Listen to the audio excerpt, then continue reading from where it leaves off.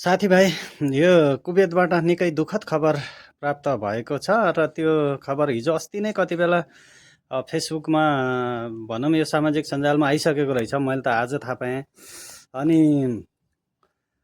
यो दिदीबहिनीहरू कसरी कुवेतमा गएर फस्छ, कसरी विभिन्न किसिमका घटनाहरू घट्छन् भन्ने कुरा मैले अलि रिसर्च गरेर अलि एक दुई मान्छेहरूलाई कुवेतमा हुने मान्छेहरूलाई बुझेँ, फोन गरेँ अनि उहाँहरूलाई बुझेँ। यो बारम्बार यस्तो घटना भइरहनु, कहिलेकाहीँ अक्कल झुक्कलमा हुनु त फरक कुरा हो, बारम्बार यस्तो घटनाहरू भइरहनु यो कारण के हो भनेर मैले त्यहाँ गर्दा दिदीबहिनीहरूलाई नेपालमा नेपालबाट पठाउने दलालहरूले तपाईँहरूलाई फ्री भिजा, फ्री टिकट हो, पासपोर्ट बनाउने पनि फ्री हो, सबै कुरा फ्री हो भनेर उहाँहरूलाई लालच देखाउँछ। अनि उहाँहरू सोच्नुहुन्छ आहा फ्री भएपछि त फ्री जान पाइन्छ भने विदेशमा मान्छे लाखौँ तिरेर विदेश जान पाउँदैन, हामी फ्री विदेश जान पाउँछौँ भनेर एकदम खुसी भएर उहाँहरू जानुहुन्छ। उहाँहरूको अधिकांशको पढालेखाइ पनि हुँदैन, भाषा पनि जान्नु हुँदैन। अनि उहाँहरूलाई विभिन्न बाटो भएर भारतको बाटो अनि तपाईँको यता दुबईको बाटो हुँदै विभिन्न बाटो भएर कुवेत लगिन्छ। कुवेत लगेपछि त्यहाँ पनि एउटा म्यान पावर हुन्छ, त्यहाँ म्यान पावरमा राखिन्छ। अनि त्यहाँ राखेपछि त्यो म्यान पावरबाट बिक्री गर्ने चलन हुन्छ, त्यहाँ बिक्री गर्छ हेर्नुहोस्। अनि अब उनीहरूले तपाईँहरूलाई नेपालबाट ल्याउँदासम्मको र कुवेत पुर्याउँदासम्मको, कुवेतदेखि त्यहाँ कुवेतीको घरमा काम गर्न पठाउँदासम्मको पैसा जोड्छ उनीहरूले कति हुन्छ भनेर।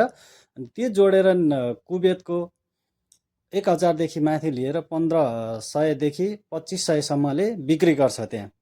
अनि बिक्री गर्छ, बिक्री गरिसकेपछि तब उहाँहरूलाई त्यो घरमा पुर्याइसकेपछि उहाँहरूको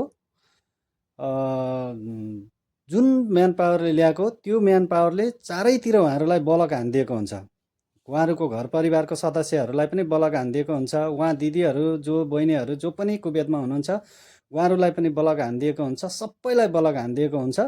अनि उहाँहरू कसैलाई राम्रो घर पर्छ, राम्रो काम पर्छ, अब राम्रो हुन्छ र कमाउनु हुन्छ, कसैलाई राम्रो घर पर्दैन, नराम्रो घर पर्छ, टचर हुन्छ। अनि टचर भएपछि उहाँहरूले त्यो टचरलाई सहन सक्नु हुँदैन। अनि सहन नसकेपछि म्यान पावरमा कन्ट्याक्ट गर्न खोज्नुहुन्छ, बलक हुन्छ। घरको परिवारले पनि म्यान पावरमा कन्ट्याक्ट गर्छ, बलक गरेको हुन्छ म्यान पावरले। कुन म्यान पावरबाट गएको त्यति राम्रोसँग पनि थाहा हुँदैन, कुन दलाल हो त्यो पनि राम्रोसँग थाहा हुँदैन। त्यो कारणले गर्दाखेरि अनि उहाँहरू पछि आत्महत्या गर्न बाध्य हुने अनि साहुहरूले मारेर लुकाउँछ कति दिनसम्म। यो अहिले आएको घटना त 2 महिना, नेपालबाट आएको 2 महिनासम्म मात्र घरको सम्पर्कमा हुनुहुन्थ्यो अरे, 2 महिनादेखि सम्पर्कमा हुनुहुन्थेन अरे। अनि उहाँको मिडियाले खोज्दा ककले कता खोज्दा बल्ल उहाँको घरको छतमा लुकाएर पालले ढोकेर मारेर, पालले ढोकेर लुकाएको अवस्थामा सब भेटिएको छ। त्यसैले यो भिडियो सक्दो सेयर गरिदिनु होला सबैजनाले। अनि जति पनि दाजुभाइ के भन्छ हाम्रो नेपाली दिदीबहिनीहरू कुवेतमा काम गर्न जानुहुन्छ उहाँहरू सकेसम्म नजानुहोस्। यो फ्री भिजा, फ्री टिकटको उसमा प्रलोभमा परेर सकेसम्म नजानुहोस् भन्न चाहन्छु दिदीबहिनीहरू। हाम्रो लागि होइन, हजुरहरूको लागि हो। छँदा खाँदाको ज्यान जान्छ, पैसै ठुलो कुरा होइन, ज्यान बाँचे पैसा जहाँ पनि कमाउन सकिन्छ। यो भिडियो सबैले सक्दो सेयर गरिदिनुहोस्। हस्, जय नेपाल, जय देश।